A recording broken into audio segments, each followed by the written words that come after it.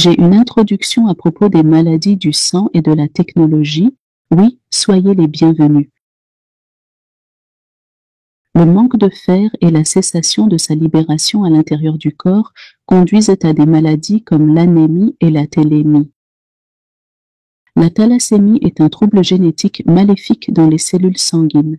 Elle draine le sang renouvelé, laissant le sang infecté qui crée des caillots et détruit progressivement le corps à cause du vol du sang. Il est drainé et le nombre de globules rouges diminue en dessous de la moyenne et c'est sa définition correcte. Les vitamines ne sont pas libérées par la nourriture, mais plutôt concentrées. Nos ancêtres ont joué un rôle dans la création de mythes de brutalité sanguinaire, faisant du sang une saison et sa distribution un rituel, et celui qui le fait devient un dirigeant. Donc le fer a diminué, et avec sa diminution, les machines pour les diabétiques ont été retirées.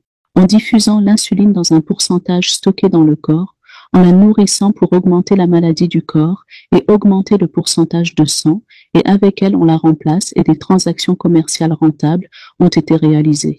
Depuis l'abandon du livre de Dieu, l'acide hydrochlorique a diminué dans le suc gastrique et la diminution du niveau d'acide dans l'estomac a été liée à l'érosion des parois de l'estomac. Ils prétendent que cela est dû à des microbes et comment ces microbes existent dans la nourriture pendant la cuisson, les nutriments ou vitamines ne sont pas absorbés.